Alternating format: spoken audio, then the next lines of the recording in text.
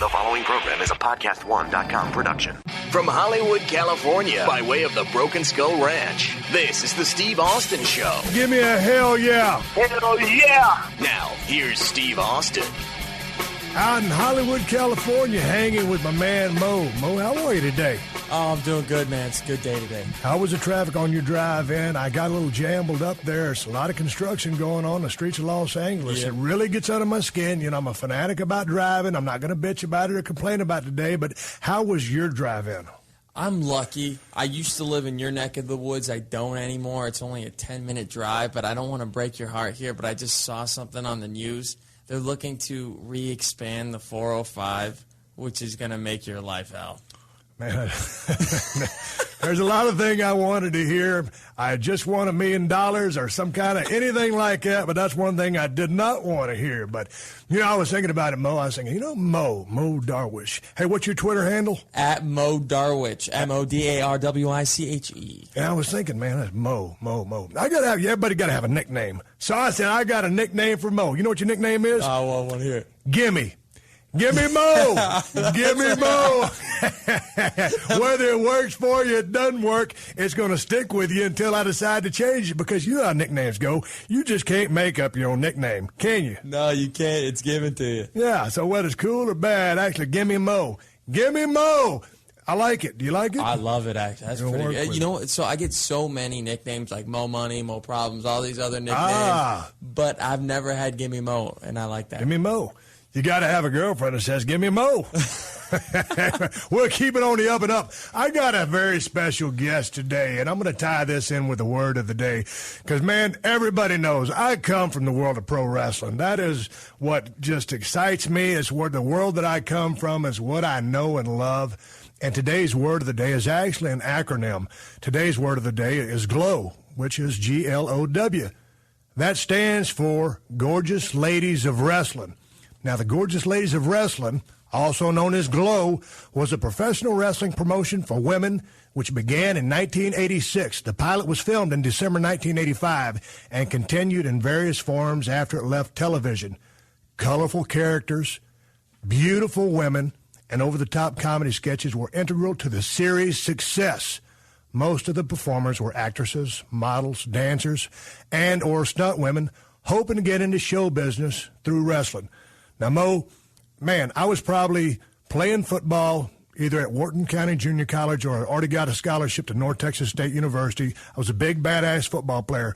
And when GLOW came on Wrestling, mister, I had a little bitty chump-ass color TV. Yes, it was colored, man. I was high dollar back then. Yeah. It was the cheapest color TV I could find, but I watched GLOW Wrestling every single time it came on. And I loved the entertainment factor of it. I loved, I just loved anything in a ring because I grew up when I was 7 or 8 years old, loving anything in a squared circle. And here today to help tell the story of the Gorgeous Ladies of Wrestling and the new DVD, which just came out, it's GLOW, the story of Gorgeous Ladies of Wrestling, is my guest today, who I'm very happy to have as a guest here at the Steve Austin Show. I'm going to give you a little bit more history on her and why. But Little Egypt, welcome to the show. Thank you for having me. Happy to be here. Wow. Ladies, I'm in the man cave right now. I just want you to know what it looks like. I'm looking at Mo, who looks exactly like Andre Agassi, so that's pleasant. It kind of looks like Andre Agassi meets Yul Brynner. Yes. Because he's better looking than Andre Agassi. And I'm straight, but you're a good-looking cat. He is. So follow him on Twitter. What was your Twitter handle again? At Mo Darwich. Do it. Or follow me on the tennis court. Yeah. Follow you on the tennis court. And then, this is top-notch, super-duper, high-tech. This is an incredible studio, Steve. Wow. It's not bad. I mean, it's... it could be a lot worse. It could be. But we're not here to talk about this studio. Okay. We're here to talk about GLOW. Because, man, I'll tell you what, growing up back in the day, everybody knows I'm a pro wrestler, born and raised. I mean, I love that business. And so when GLOW came on back in the day, and I remember its debut in 1986, I was hooked. Hook, line, and sinker. I was in. I bought in. I love the characters. I love the storylines. It was a little on the campy side. I don't think a veteran or someone in today's business would go back and maybe watch anything that was going on in ring and mimic a style. But if I was to tell anybody listening to my voice right now, or anybody that has any kind of interest in the business of professional wrestling, that the story of GLOW is a DVD which you must see. Because if you're a fan of the business and I am, which you all know, you got to see this thing, because what you can get out of this DVD is a history of a 4-year spot, a 4-year spot in history of the business of professional wrestling, when a group of all women, who this thing was basically designed to be a tax write-off, Little Egypt, absolutely, and turned into a success. And the point I was trying to make is commitment to character, because all of the characters in Glow were so committed to who and what they were. And it was interesting to hear how everybody came up with their character, but everybody bought in. And you believed, as much as, there was disbelief, you believed who and what these gals were. So let's talk about the beginning of Glow. Whose baby was it? Was it David McLean?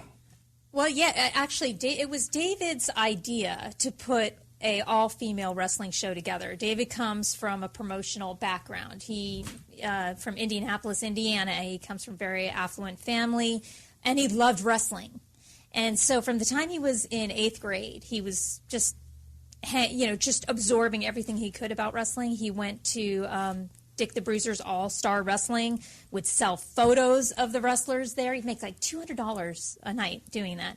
And so he eventually, in 1984, he becomes GM of Dick Bruiser's All-Star Wrestling. So he's got quite the experience to lead the charge of an all-female wrestling show, but to do something completely different, because everyone's got their own wrestling promotion. What could he do different? All-female wrestling.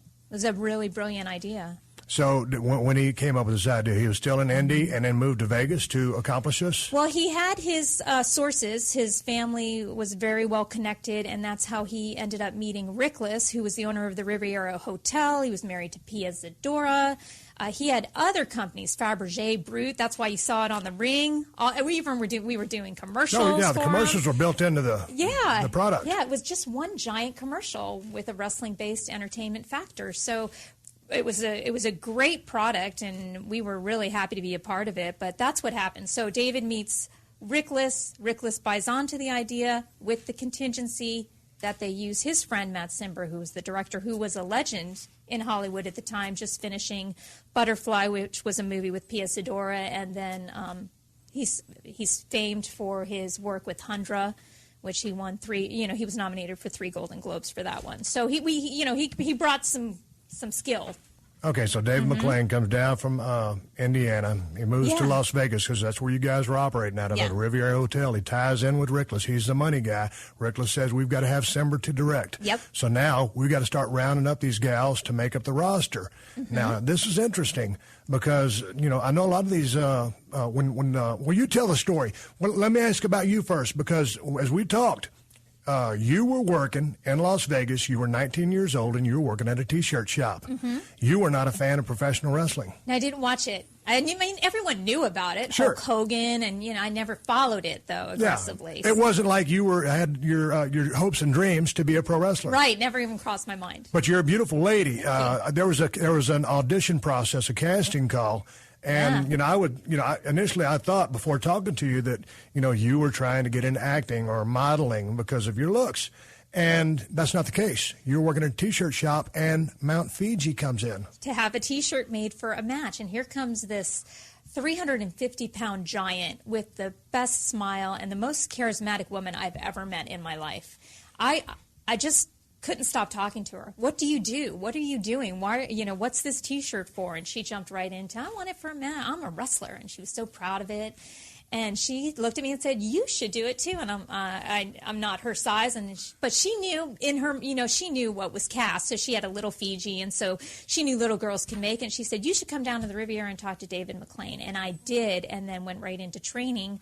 My training was 2 weeks before I was in my first match, which is crazy. Well, 2 weeks. Well, let's talk about the gathering of the girls for the first meeting. All y'all, they put the word on the street. They didn't say, hey, this is going to be a wrestling project. Right. You were brought in by Fiji, who said, hey, I think you'd be great for this.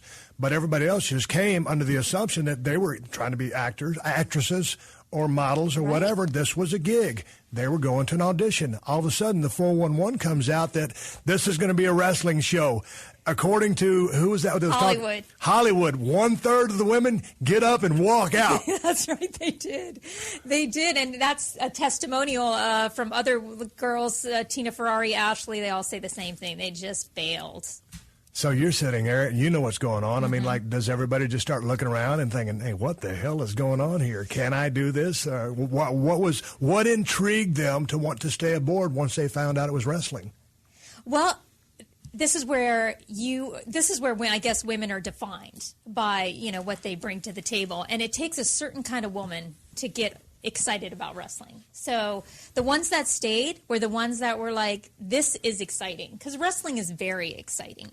Wrestling is, you know, when immediately they start going through their training with Mondo Guerrero, who's this legend.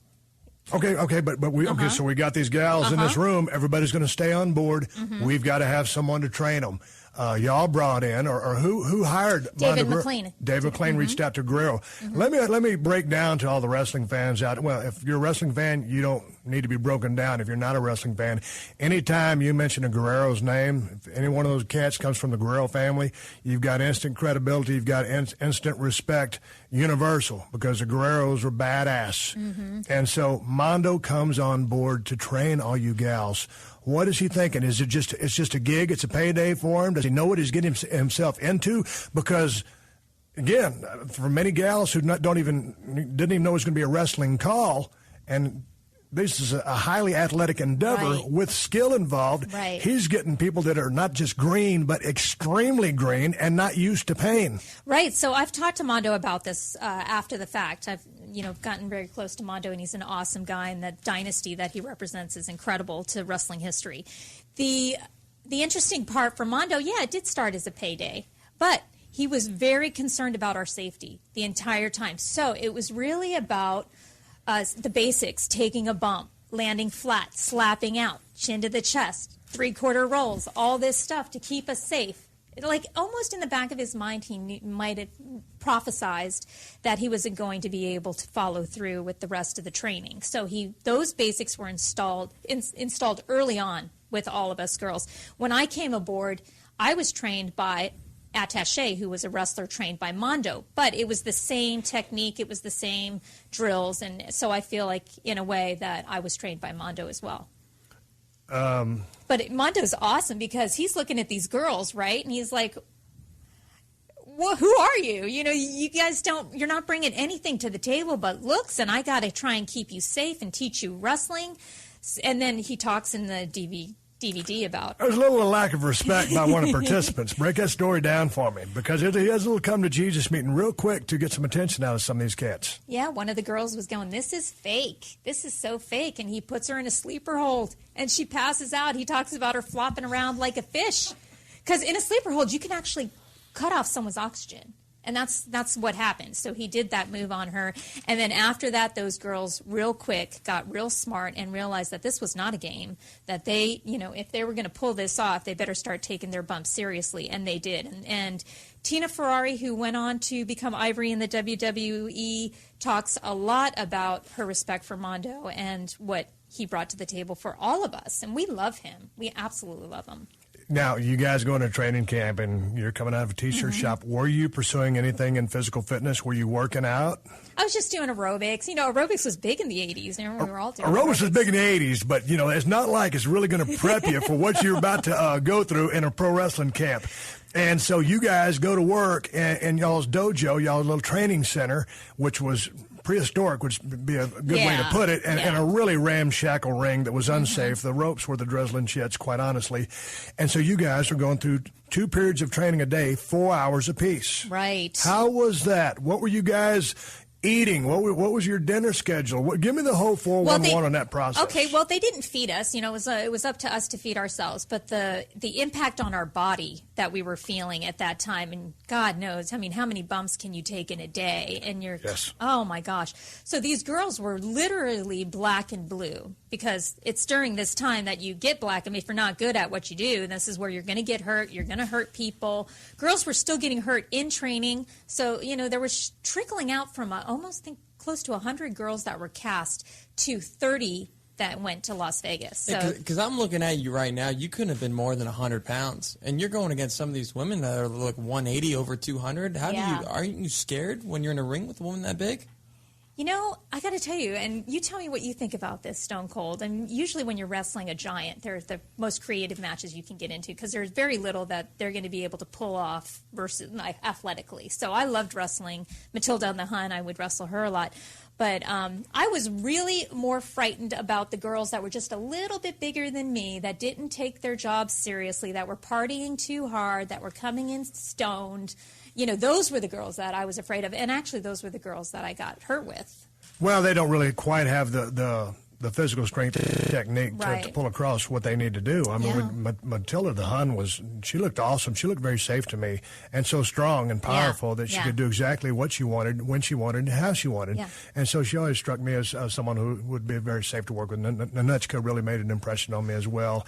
I loved, the character aspect that everybody, undertook once they committed and bought in. And that was what was entertaining to me. But to go stick with the training thing, you guys are in the ring 4 hours in the morning, 4 hours in the evening. And the funny thing, when you first break into the business and you're going through that initial bump session, you're sore for about 7 to 12 days. You are intensely sore, and then your body starts to weather the storm. You're starting to toughen up like leather, and then you can bump all day long from then on out, and you're good to go. It's when you get off the ring and stay gone for 2 weeks, that's when you get the soreness again. So you guys got broke in. You're starting to toughen up. Right. How long was he taught you the basics, the bumping? How long was it before he started teaching you the moves and any semblance of psychology? Okay, so that came very quick. Actually, we didn't have that left. Yeah, it was like those were your bumps. Now here's the psychology. This is how we're going to build a match. We knew who was going to finish and how the finish was going to come, but we got to develop our own matches. We had no input from any director or anything. So when you see those matches, those glow matches, those were just two girls working together or two tag teams working together. So that was really our creativity time. We loved it. That is very interesting. No input from anybody else. It was just the gals out there working. So then we had these dialogues. Like, if it was Nanuchka, I felt really safe. So if she said, I'm going to put you in a backbreaker and then I'm going to do this and I'm going to do that, I'm like, yes, I will do that. Another girl says she's going to do that to me. I don't trust her. I'd say, no, we are not going to do that. We are going to do this. If you want me to do that to you, I need you to do this to me. So, we do the trade outs based on our comfortability with each other. So they come by, give you guys a finish, y'all create a match, and go out and do it. Mm-hmm. Yeah, that's how it went. And we had 1 week to do it. And we also had, because we were a seasoned show, we had 2 to 3 matches that we were all doing a week. So when we had that week to put together a match, we were putting together, 3 matches a week.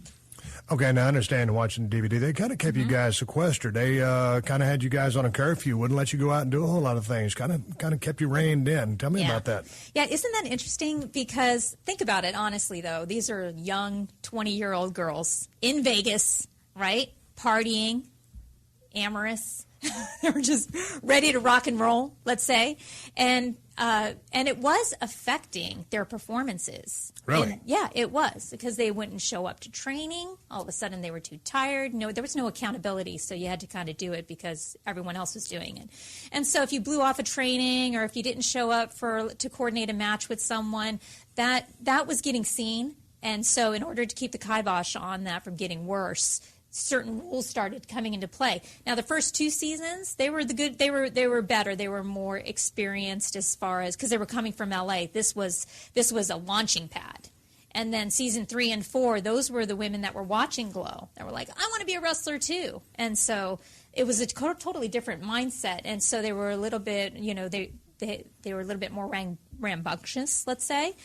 They had more fines assessed to them.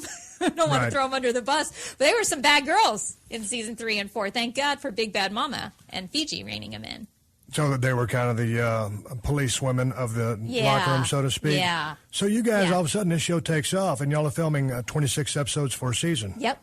Mm-hmm. And so when did you guys know that you were starting to become a success? We didn't know. when we finally got to go on tour, which was the end of the second season, that was our first tour that we did. We kind of went out there to make some extra money while we were on break.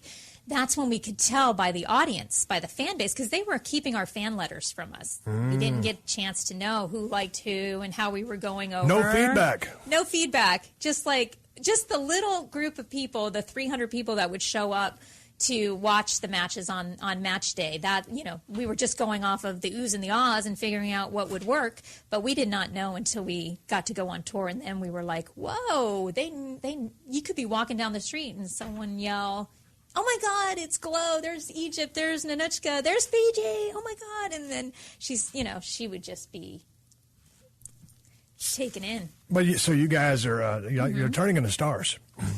We didn't know it. Didn't know it. Yeah. But y'all were initially living in the Riviera Hotel because of the connection with Rickless, who owned the Riviera Hotel. So the rooms are free. Then finally, why did they decide to move y'all out to get the houses? Well, the girls were getting into a little trouble, So it was trouble that facilitated that move. Yeah, that's right. But, when I saw you guys filing into the houses, heels and baby faces, and I was looking, I was like, man, this is like, well, probably then when they moved you into the houses, maybe 87, 88? Yeah, towards the end. So I'm thinking right there was the first ever reality television show, which would have been the greatest thing that never happened. I know, if they would have just kept the cameras rolling. And went inside the house. It would have been tremendous. Yeah, they could have 20 years later, they would have had this great footage and made an awesome series. It would have been great. So I'm listening to the stories, and Mount Fiji's talking, and she was telling a story about how she bought her own plane ticket to fly in. Did they reimburse her? Because the question I really want to get to is, y'all are working about 3 shows a week, correct? Yep. You're doing 26 shows in a season. What kind of money are you making? I was making $350 a week when I was working. Now, hey, Grant, you have to know. That ain't that bad. 19 years old working in a T-shirt store for $100 a week. That was awesome. Yeah. I only had to go to work for training and put together matches. At all this free time, I could go do aerobics, and $350 a week. I was excited about that. I broke into business in '89. I wasn't making $350 a week. I must have been doing something wrong. You were taking the real bumps. You were out there learning the art of wrestling, which we didn't have that luxury. We were watching the WWF. We're like, okay, what do we do now? We got, we had to constantly stay creative, so we turn on the WWF and go, that worked, and when Roddy Piper did that, let's use that, and, Andre the Giant. We were watching it all, getting all excited. So then who's basically running the show? Is it David McLean or Matt Simber? It depends on what part of the show you're talking about. Let's talk. We're in the initial phases. Okay, let's say we're deep into season 1, almost in season 2. Yeah. So we've got David, who really wanted to take a more active approach in Glow, but who's the getting booker? Shut down. Who's the booker? It was Matt Simber. Okay, Matt Simber's calling the shots. Yeah, Matt Simber and the writer Steve Blantz, who was doing the storylines and writing the skits and the characters and all that stuff. So the more control that they took, the less they gave to David, till he just became a player. He didn't want to just be an announcer, but that's where he was going, and that was a shame to watch that happen. Well, because we loved him. You brought up, what's the referee's name? Steve Blantz. Steve Blantz. We're gonna come back here with Little Egypt. We're talking about the gorgeous ladies of wrestling. I want to talk about Steve Blantz, the writer, referee, who was perfect for the part. A little bit about David McLean. I'm thrilled to have Little Egypt in the studio here today. Gimme Mo, take us in a break. A word from our sponsors. Coming back with more Glow with Little Egypt. All right, everybody, let's talk about Ting. Mo. Talk to me. Give me some technology information. Man, what is Ting? Ting is awesome. It's a pay-as-you-go service that doesn't automatically bundle you into these unlimited fees, that most phone services do. It really just charges you for what you use. So it's fantastic. So you're not locked in any kind of plan, and you pay for what you use. Yeah, exactly. You're not logged into any plan. Based upon how much you use is what plans you fall into. And each different thing, minutes, text, data, is all charged separately. So depending on how much you use in each one, you just get put into that bucket. So basically it breaks down like Ting is mobile that makes sense. And so the average guy would see me on the street and they say, well, Steve, how is Ting different? Well, let's go upon what we were just talking about. No contracts, truly and completely contract-free. No early termination fees. What does that mean to you there, Mo? No early termination fees means if I want to get out, I could get out. I don't have to be stuck married to someone for 2 years. It's like, come on, I can't even stand women for 2 years. I got to stay on my phone for 2 years. The Steve Austin Show. The Steve Austin Show.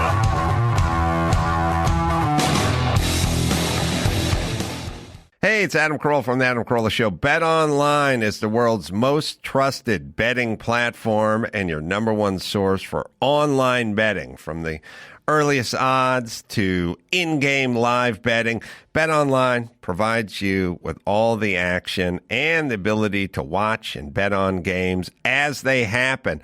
With the largest selection of odds on everything from football, NBA, college basketball as well.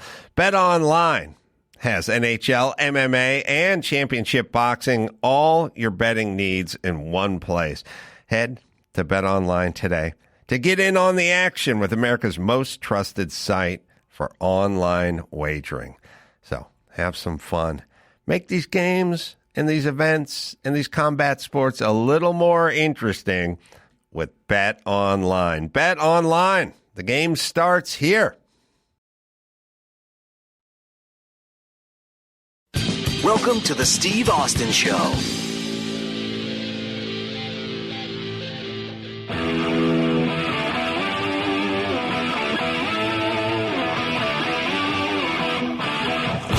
Slam bam, it's a wrestling jam. Come on, ladies, give us a hand. I'm talking to Little Egypt.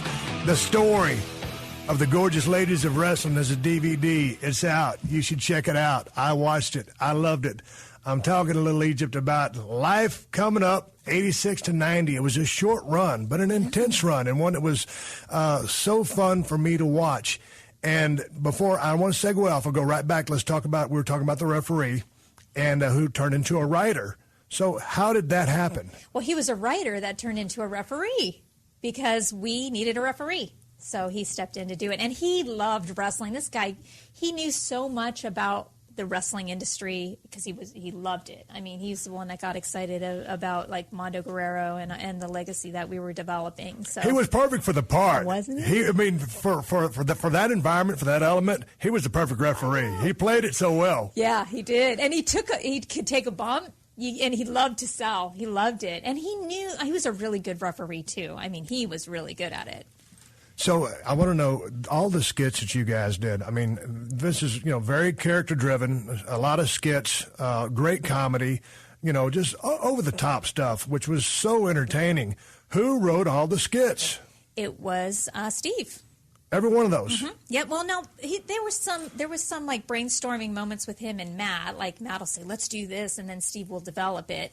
But the creative was Matt and Steve, with the majority going to Steve on that. Now, how long did it take to film those skits? Because, I mean, you guys were great in those things. I mean, you were committed to character, played the character so well. And did y'all have cue cards? Were y'all memorizing anything? We memorized it, and they were all done at one time. We do like a whole season of Tips from Tina done in like one half-hour episode. She'd just go 1, 2, and bang out like 12 of them. And then we did the bar scenes. They would just bang them all out at one time. So production-wise, it was really we were a tight-running ship, and we were making a lot of money for Rickless. Talking about character development, because one of the things that I don't see is playing out today is a big emphasis on characters in wrestling right now. Why do you think that is? Well, I don't know. I just think I don't know if it's the fear to commit to a character, and I really don't know how to answer that question because it's whatever you are, and this was in the DVD. When Matt Simber would watch you guys do your stretches and your warm-ups, he would walk through and kind of chit-chat with you guys and say, okay, this is who you are, turn it up. Mm-hmm. And, mm-hmm. I mean, and that's seemingly is the best way to go about creating a character, just magnifying who you are. And he was able to see that. So got to give the guy a lot of credit on that. Oh, yeah, and he's a very creative man. I just, as a viewer, someone who watches wrestling now, I always think, man, why don't you just, like Karma right now, when she was in the WWE, that was a defined character. Like, that was defined. Like Fandango. You can watch Fandango right now in the WWE. That's a defined character. I mean, it's all from the dancing and the entrance to when he delivers a bump. I was doing that as Little Egypt. I would come out out dancing, and then I'd have my finishing moves would always have some type of dancing element, and that's something that I thought I would like to see more of. It was interesting. This was a quote out of the DVD, and kind of the words to the effect that I said to the and talking about the story when The Rock had some words for me in WrestleMania 19 in Seattle, that here's was a group of young ladies who went to audition for a process. It turned into pro wrestling. Everybody get bit by the bug, according to Tina Ferrari. Right. Everybody just fell in love with the business, and that's how powerful an attraction the business can be. But the love you guys all had for each other, the sisterhood and the camaraderie, the bonding, because I'm midway through this thing. I'm a super fan of Glow from '86 on. I watched the whole thing. And so I'm just watching the history. I'm finally getting my closure because I never knew what happened. I didn't know the end of the story. So this DVD comes out, it's finishing the story. Midway in, I really become invested because that's when the heart comes out. And I get to see how invested everybody was on a real deal human being level as a person that you guys had invested your lives in to being a wrestler. And, I think that's like this hidden little part of our industry is that it's hard to make that comparison unless you've been in the ring and you've taken some bumps and you've fallen in love with it. When the movie transitions into the real human element, the story of the sisterhood, when I first came in to do my interview, we only had Hollywood and Matilda and like 3 girls from the second season. And I'm talking to the documentary guys. I'm like, where's everybody? Well, this is who we have, and I'm like, we need more. This is a really important story. This is going to define our legacy. Let's find them. So where a normal documentary might take 6 months to shoot and put in the can, this took 2.5 years because we were working with character profile names, and it was impossible to remember what their real name was, and then they get married and their back name changes, and it was just a real labor of love. But then by the time we got to that part where the movie transitions, we had close to 40 girls showing up to embrace each other and live out our dreams, to talk to each other again, because that's what it really was about for us. It's like getting back and going, can you believe we did that? That was crazy, but we love each other. But it was interesting for me just how you got into the business. Y'all paid dues. Yeah. You paid your dues. You had a great Mondo Guerrero as a trainer, and then y'all became sisters. Yeah. Through the business, you put in your blood, sweat, and tears, and you also got hurt a lot. Yeah. When you watch this stuff, some of the action isn't over the top, but like we were talking on the phone the other day, you can run across the ring, just running the ropes, doing the simplest thing, and that's when you can blow something out. But how are you feeling these days? Because in your career, you've had 2 torn rotator cuffs. You've got a torn ACL. Did you ever have that thing fixed? Nope, never did. How are the shoulders doing? How's your body in general? You look like a man bucks, but how you feeling? Well, as long as I keep everything tight, everything feels better. As long as I keep working upper body and as long as I keep my legs strong, that creates like its own little brace, like this human little brace that's going to keep me together. If I get lazy, then my arm could pop out. It's just. What are you doing for your workouts these days? Oh, I'm not what you're doing, Steve. No, but you're doing something. I walk a lot and I just do some light weights and stuff active. like that. Yeah, I'm staying active and I'm enjoying where I'm living in Laguna Beach. So I'm just trying to keep moving, keep my body moving. That's like my mission in life. Susie Spirit had a devastating arm break right in her elbow joint. Oh, I know. It was hard for me to watch because I don't like watching people get injured. What was the medical process? You guys, when you go down, get injured, who's footing the bills on that? They take care of you guys? Yeah, we had workman's comp. We had a physical therapy place that we would go to and try and rehab ourselves as best we could so we can get back in the ring as quickly as possible. So we had paramedics on site to do the small stuff, and then if we needed to be transported, like I had to get transported to the hospital when I blew out my ACL, those are things that were all covered by the Riviera Hotel. Now, there's a clip of you, that bump you take, that's the torn ACL? Yeah, it's You're like going a in for a headbutt. How embarrassing is that? But, I mean, God, that's like the easiest move ever. No, I mean, at one time we were working in Hamilton, Ontario. The crowd was, it was a bad house. Yeah. And it was like a 6-man tag. And, I remember we said, hey, man, everybody just kind of chill out there, be cool.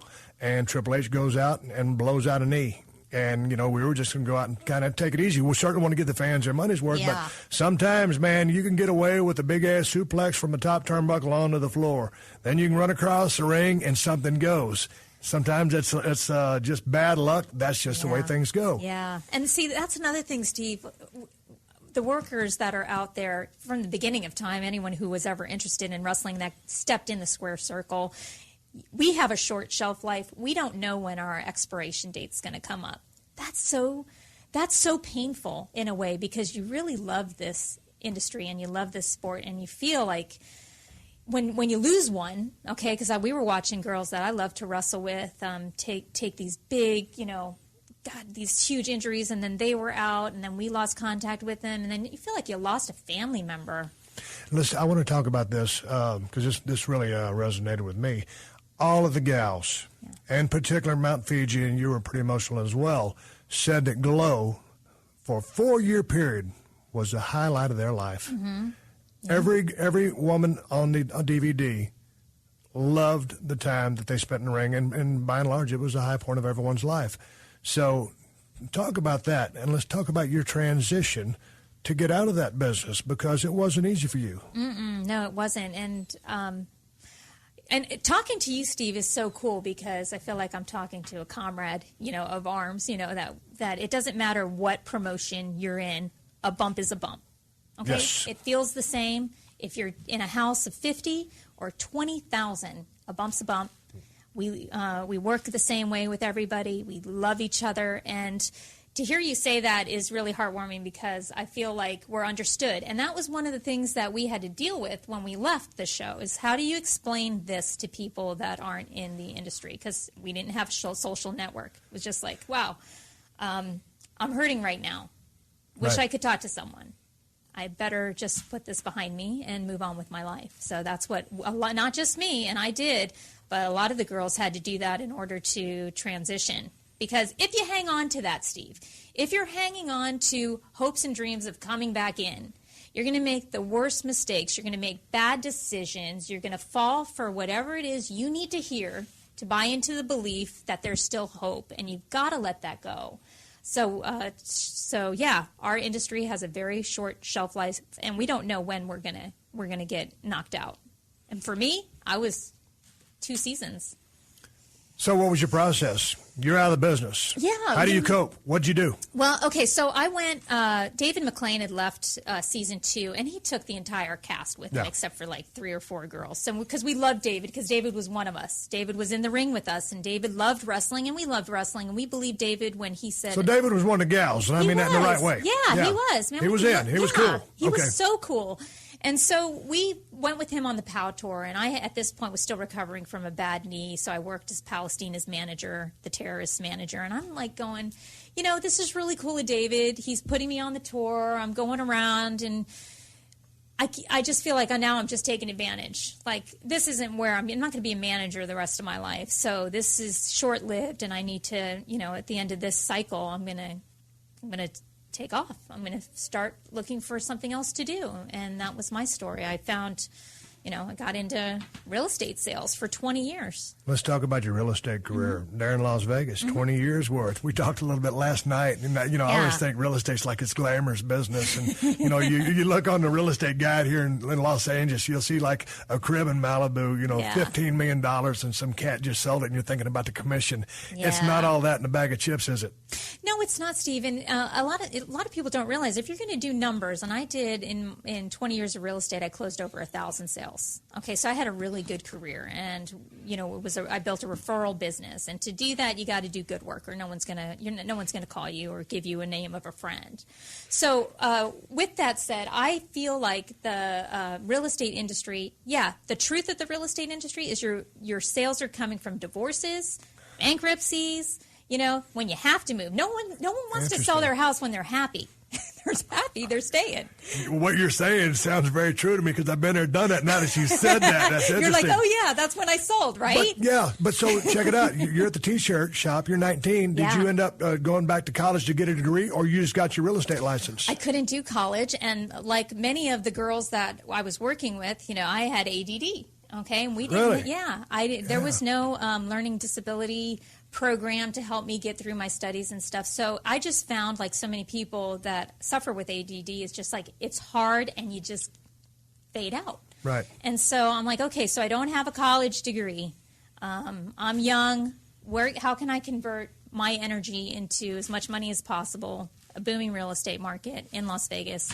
I got in there, and you don't need to have a degree, a college degree, to turn over. You just got to work. You got to work hard. And you know what? And that means rejection, and that means getting your sales skills down. And I had a lot of life experience in those 20 years. Yep. And you had to learn how to live a certain way because you're 100% commission. So it's kind of a totally different feel. But those skills I was able to convert into finding these girls in the DVD, into forming everything that we're experiencing now at the CAC and how we can come together on a yearly basis. All that stuff, I'm using my real estate skills to do that. Real estate skills. Yeah. Let's talk quickly about the doors close. Yeah. 1990, everything stops. Let's talk about why Glow stopped. Because, am I correct? Glow was it started just to be a tax write-off? Yes, it did. And it turned into a success. Right, it All of a did. sudden, you guys were in 200 markets. Yep. You guys are stars and don't even know it. You Yep. start going out, everybody recognizes you. Yeah. They're going crazy. They want autographs. You're the biggest kept secrets. Everybody knows the secret except y'all. Yeah, that's so true. So all of a sudden, everything from supposed to fail, making money, then the door's shut. Yeah. What's the deal? What's the bottom line on why this thing shut down? Well, okay, so here's the thing, too. Say what you can say. Okay, yeah, it's when the doors shut, they didn't even tell the girls. It was just a break. Wow. We were getting ready to start season 5. No one got called back. All their stuff was left at the Riviera Hotel. A lot of their costumes, things that were all being stored in a warehouse, and they were all just thrown into a dumpster, and the girls were told there's going to be no season 5. Why it happened? Because Rickless, the owner, didn't want to put any more money into it. Why? Because he couldn't keep his pecker in his pants. That's why.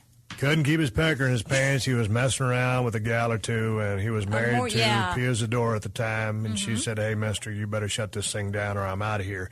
Which she ended up pulling a Hank and getting out of there anyway, right? Yes. And isn't that a shame? No, it is a shame because, but I never knew what happened. And this is why I enjoyed this DVD, the story of the Gorgeous Ladies of Wrestling, so much because it gave me closure. I'm getting closure from Little Egypt. I'm having a great conversation with you. Let's go back here. I want to cherry pick through some of these names. And who are some of these people that really resonated with you that you still think about? I mean, I know Big Bad Mama. Yeah. We lost her not too long ago. Yeah, a couple weeks ago. Watching her on the DVD do her interviews, just such a cool lady. And she was an older lady at the time, but just an older soul. Yeah. Someone with who had experienced a lot and just would be the ultimate person I'd like to sit down and talk to. Oh, that's so cool. It's funny that here's what's great about Big Bad Mama and what she represents to female wrestling and what the Glow product was able to do for her was Glow said you don't have to fit a cookie cutter mold. You don't have to be a gorgeous lady of wrestling to work at Glow. Right. And so she saw Matilda, she saw Fiji, and she said, "This is for me. This is what I want." She knew when they were casting for season 3, she drove from Victorville to Las Vegas to attend the casting call there. She slept in her car with her kids. She wanted this. She wanted this. She loved being a wrestler more than anything. These were the best days of her life, too. That's interesting. I really like listening to her talk. Matilda the Hun. God, what a character. I loved her. Oh, my God. I loved her. She was crazy. I mean, just so vibrant and full of life. And now, I mean, she's a big lady. Yeah. And she's had, some health issues. Yeah. But, I mean, she's alive and kicking and just, She just finished her autobiography, and you can. I want to read that. I read it, and let me tell you, it is as rated R as your show. It is. She came up from, oh my God, like the 60s love fests. Okay. Yeah. And then she pioneered, she wanted to be a wrestler when being a wrestler was not cool. Like when it was just kind of your mom in a bathing suit kind of thing. She wanted to impact. She started mud wrestling. She couldn't do anything to try and get into the ring. She fought her way into that. And Glow was her baby too. She got to consult a lot on the beginning of the creative part of Glow with Matt Simber. So David wasn't really crazy about what Matt was doing with these big girls. He was like, no, we are going to be beautiful, gorgeous ladies of wrestling. Matt was, no, we are going to be character-driven. See how they were coming to terms with that? If you look at what David McLean's doing right now, he has the WOW promotion. If you want to see David's dream for Glow, go watch WOW, because that is his vision playing out. So Matt Simber was a key element in the success of Glow. Absolutely. From a vision standpoint. Absolutely. It was you gals out there doing the work, but he had the correct vision. I thought so, because look at the history. After Glow stopped, after 4 seasons, it went into global syndication for 10 years. People raised their kids on Glow in Brazil, South America, Argentina. I still get people that are fans that are like starting at 10. And there's like, how are you watching this? You're 10 years old. How can you be a Glow fan? But they're raised on it. Their families were raised on it. And when you're selling to syndicated markets and they buy only a limited, like the first 2 seasons, let's say, of Glow, they'll play that 70 times. They'll play it 70 times in a month. So they're going to memorize these skits, and they'll have our raps memorized. And that was another thing with Glow, with the raps were so unique. Cause the raps were great. Yeah, it was awesome. I loved it. Did y'all enjoy doing those? Loved it. We all think, hey, man, this is so Chicago Bears, or hey, man, this is so cool. It was like, hey, this is so cool. I got a rap. I have a rap. I mean, I have my own rap. And by and large, y'all were pretty musical. I mean, y'all weren't supposed to get Grammys or nothing, but I mean, it was a very entertaining, well-done stuff. Yeah. I'm wondering, like, if you would have a rap, what would it be? No, I don't rap. No. We could produce a video and make him Okay, rap. we'll do it, Mo. Yeah. Give me Mo. I want to see a rap. Okay, you're in the business. 2.5 years? Yeah, well, 2 seasons. So but you never get out of the years. business. If you never retire, you're always in the business. So you're still in the business. So my question for you now is, you've been inside the ropes. You've been in the ring. You've taken your bumps. You paid your dues. So now, what's your take on the state of women's professional wrestling? Okay, I love what the girls are doing. Okay, they're doing a lot more technically advanced wrestling than we ever did. Okay, so the quality of the wrestling that we're seeing is great. I'm not seeing enough of it. I want to see more character-driven profiles. Which Agree. When I saw Karma come up, I remember telling I'm like, that's a character. Let's get more of those. Different sizes. Let's put different women in different costumes. Let's face paint. Let's create more skits, environments to develop a character if we have to. If we're not getting ring time, then give us skit time. Do something so that we continue to go over when we do get into a ring. And so I'm a big advocate on trying to constantly push a character profile in the women's division. And it works. I mean, it's successful. You got to have a character. The character sells the tickets. You can have anybody out there running a mechanically perfect match. Right. I did that as Stunning Steve. It didn't work so well. I mean, I had respect among my peers as far as being a capable guy in the ring, and I was a cool guy to hang out with, and I was one of the boys. But until I came into the Stone Cold thing, that's when the tickets started flying out. Yes. What else would you do with the women's division of professional wrestling right now? Give them some managers. Give them some managers. Yeah, why not? I think that would be so fun. I know AJ's a manager, but she's more like a manager for the guys. She doesn't, she doesn't come out and at the sidelines with any of the girls during their matches or anything like that. But I would love to see someone like a Jimmy Hart manager, someone like, we had Jackie Stallone as our manager, the good girl manager. We had Rocky's mom. So how did Jackie Stallone decide you want to come in? Long story short, how'd you get her in? She knew Matt Simber. She was a work. She was paid for her services. She came in. She did her raps. But we loved it when we saw her because we couldn't wait to talk to her about Sylvester Stallone. Well, I mean, it's a big deal. Yeah. Jack Stallone comes on to be a part of Glow. Yeah, absolutely. So why not someone like someone similar, a high-profile woman that could be a manager for the women's division? I think that would be badass. They need to do that, but it's got to be a dedicated manager. I mean, a real manager in the vein of someone who's committed totally just being that and maintains that their entire career and establishes credibility as a manager and as a personality. And I'm going to come back. We're talking to Little Egypt. We're talking the story of gorgeous ladies of wrestling. I'm having a goddamn blast. So is Gimme Mo. We're going to be right back after a word from our sponsors. We're going to wrap this thing all up and get on down the road. Come on back.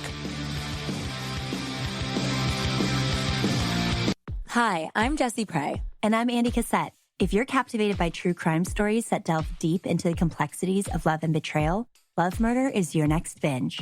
Each week, we present long-form narrative episodes backed by meticulous research, exploring cases where passion leads to peril. Take, for instance, Blanche Taylor Moore, a seemingly devout preacher's wife who concealed a deadly secret, leaving a trail of poisoned partners. Or the tragic tale of Chad Shelton and Dwayne Johnson, whose sudden deaths unveiled a web of familial deceit and revenge. These aren't just stories. They're deep dives into the human psyche and the dark side of love.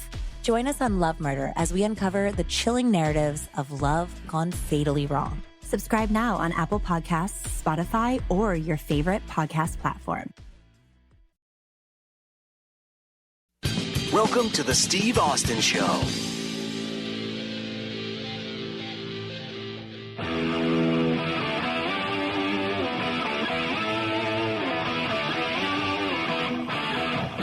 Oh, you wanted me to rap? I'll rap for your ass.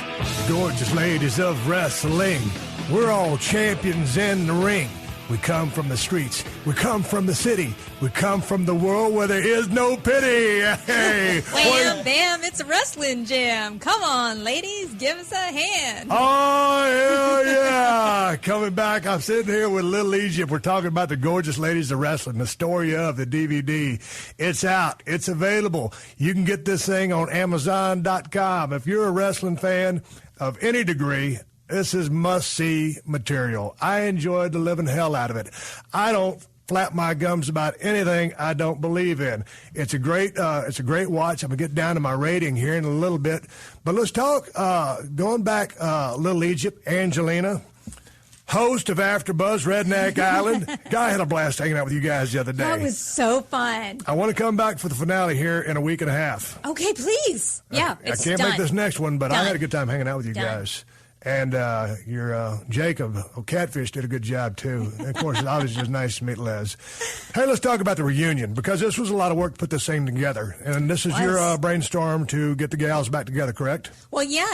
See, with this documentary, we didn't know how it was going to finish. We didn't know Fiji was going to tell us what she told us, that she was going to be destitute, and that she was going to, that she wanted to see how we were doing. And we're like, well, let's figure out a way for Fiji to see us. And that's how this documentary organically evolved. It was all organic. Everything that you're seeing in this documentary is exactly how it played out.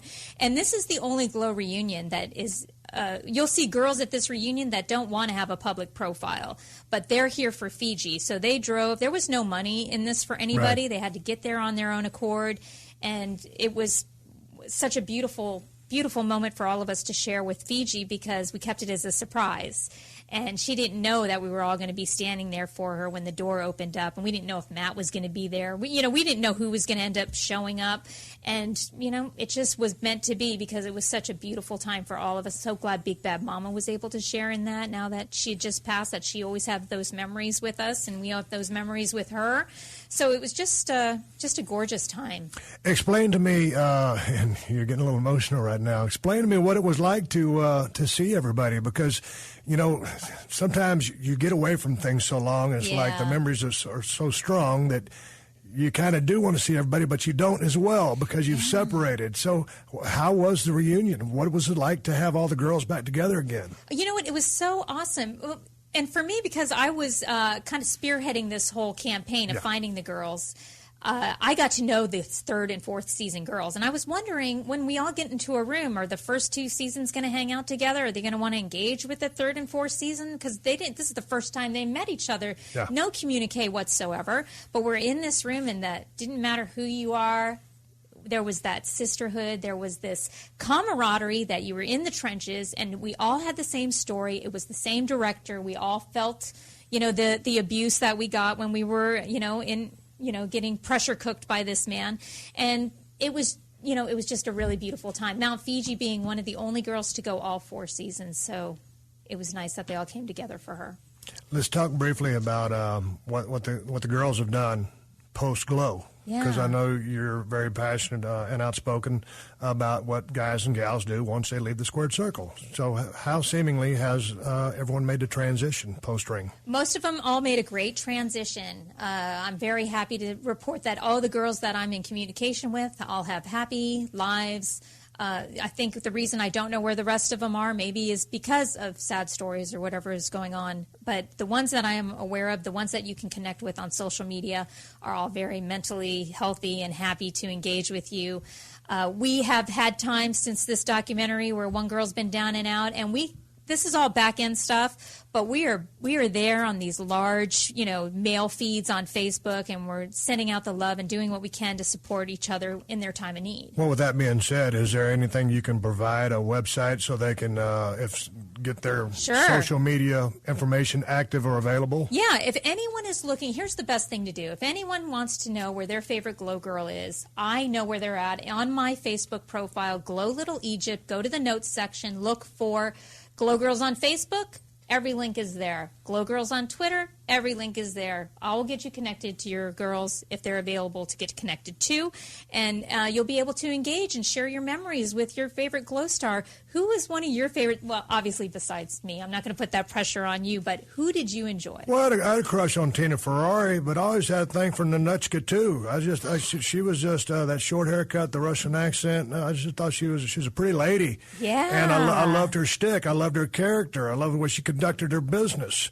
But so I had many favorites. Can we talk about Tina Ferrari? Because later in life, you got to work with her in the WWE. Well, what was that like? Like you said, earlier, turned into Ivory. Yeah. And, she had a hellacious career, 3-time WWE champion. And she was the only Glow Girl to go into the next regime or to the next level. Right. And had a wonderful career. And I know she's now she does a lot of stuff with animals. Yeah, she's pursuing her passion. She seems very happy. Yes. And by all accounts, from what I've seen of her and on the video, on the DVD, is still beautiful, still put together, and still keeping in shape. Yeah, and for those Ivory fans out there, she is now coming back into the fold through the Cauliflower Alley Club. She wants to work within that organization to promote what she can. She's been asked to do a seminar, so kind of give her credit. And so for the new people coming to the CAC, you'll probably see a seminar from Lisa next year. Is she on Twitter? She is not. She doesn't do Twitter. She doesn't really do Facebook. I try and promote everything that she's doing to try and keep her name up there. She just loves her dogs, and she's not really that interested in Lisa, connecting jump with on board on some level, please. Stay in touch with you. Hey, before we wrap up, let's talk about one thing you said when we were talking. One of the reservations you had when y'all got hot and rolling, y'all were worried, as the women of Glow, concerned about the backlash from the other wrestling organizations. Oh, right. Well, because it's not just that, we were actually making fun of wrestling. Matt couldn't give a rat's ass about wrestling. David did. We wanted to provide really good wrestling content in our show. Matt couldn't care less about that. He was skit-oriented character development. So we were thinking, oh my gosh, are we ever going to run into someone and then just get pelted, They're going to for get mad breaking at you guys kayfabe? for what? Not just for destroying the business from these see-through storylines, but that was... Glow was exactly what it was supposed to be. It was true to its nature. Yeah. That's what I loved about it. It was upfront and honest. Why do you think nothing else has come after this, anything similar to Glow that's really stuck? Why did it stick in the 80s, but it's not sticking now? That's a very good question. It's a very good question. But and thinking of that question, I just think, an all-woman roster, the time was right, the chemistry was right. I just start thinking about the element or the women's professional scene now, and I just would love to see more characters like there were back then. Cool. I do too. Chicks are, and hell, this applies to the guys too. Like I say, if you're in a business and you're currently performing in the ring, you can learn something from this DVD by the commitment to character these women commit to. Because you guys, once you're in, you're in. Yeah. Back at the camp, like when you get on the road, everybody call me Steve, but at work, everybody call me Stone Cold. At the Combine, back when you guys were left to your own devices, y'all never broke character. You were Little Egypt. Mm-hmm. Tina was Tina. Mm-hmm. Mount Fiji was Fiji. Yeah. Big Bad Mama was Mama. Y'all didn't know each other's real names. No. It made it so hard to find everyone when we needed to. So I agree. Yeah, we loved that. And now when I hear my name called, when someone says, hey, Little E, I know if you're going to be using my name like that, you're either invested in wrestling, right, or we have some type of similar story that's going to bind us together. And so I take my nickname very seriously. I wear it with a badge of honor, and we all do. And every Glow girl that's listening to this right now is like, go Egypt, because they want you to know that they loved the wrestling, that we were apprehensive about how we were going to be taken by the wrestling community. And honestly, it took Carl Lauer reaching out to me on Facebook saying, you got to come to Cauliflower Alley Club. And I went by myself the first time because I didn't know. I mean, I didn't know if they were going to be like, get out, because one of the girls last year didn't want to talk to me because I was a Glow girl. One of the girls from the WWE getting inducted did not want to talk to me because I was a Glow girl.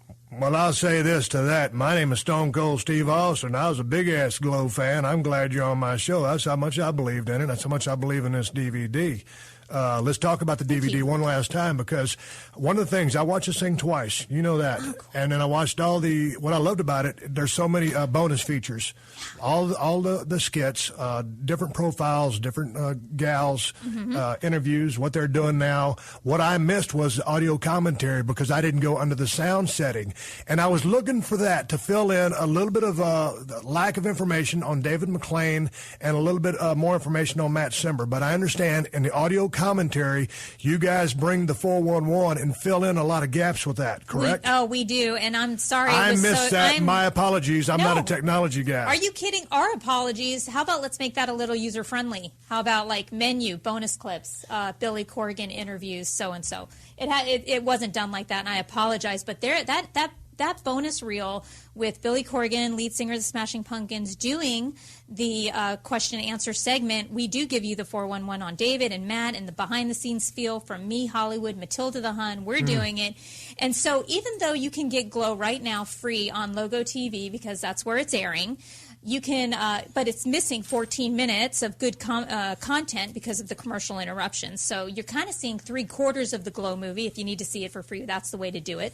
Or you can go rent it online for $3.99. But if you get the DVD for, I think it's like $15 or something really outrageously cheap. It's worth it. You get to go to Amazon.com, get it, because it's the bonus reel that is so awesome and amazing, and it's such a nice addition to the whole Glow story. It finishes the Glow story for us. Yeah, hell, you can go to PodcastOne.com, click on the Steve Austin Show banner, click on the Amazon banner, then get the story of the Gorgeous Ladies of Wrestling. And, I had a 5-star rating. I had initially given this a 3.5, and I gave it the 3.5, and that's a great mark because of the missing information on Simber McLean. But that was also based on the fact I couldn't find the audio commentary. Now that I know that's there, I'm bumping it up to a 4. I'm going to go home and listen to that. But that's what I think about this DVD.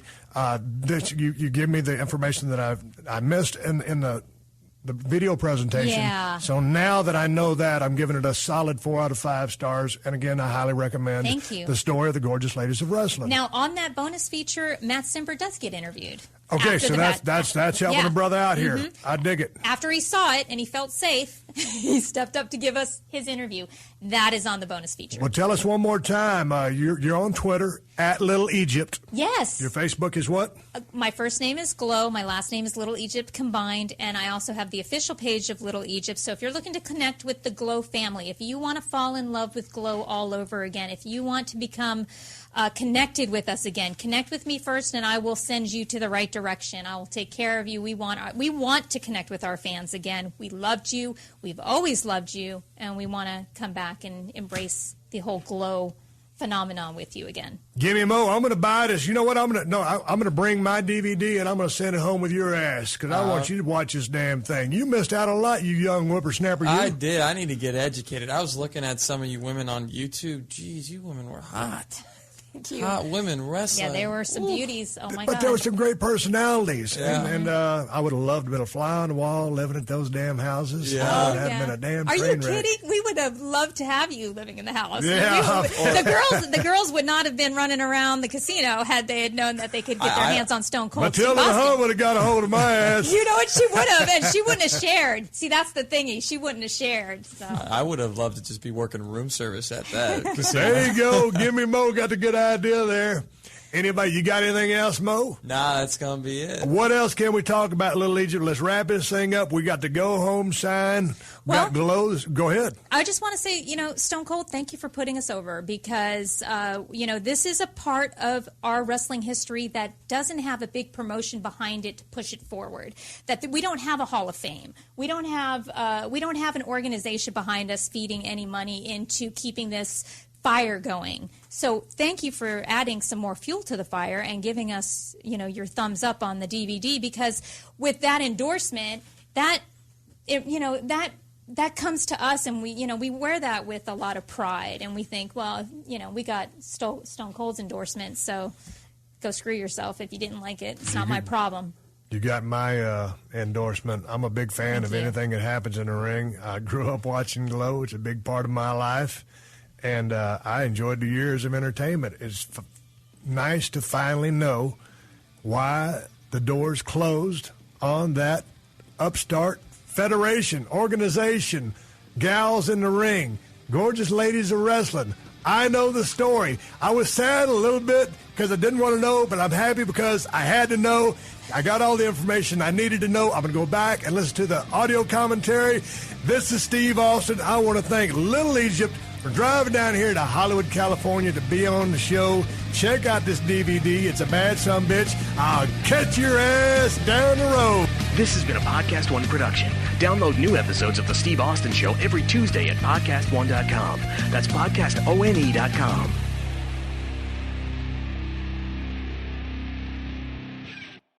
This summer, Pluto TV is exploding with thousands of free movies. Summer of Cinema is here. Feel the explosive action all summer long with movies like Gladiator, Mission Impossible, Beverly Hills Cop, Good Burger, and Transformers: Dark of the Moon. Bring the action with you and stream for free from all your favorite devices. Pluto TV. Stream now. Pay never.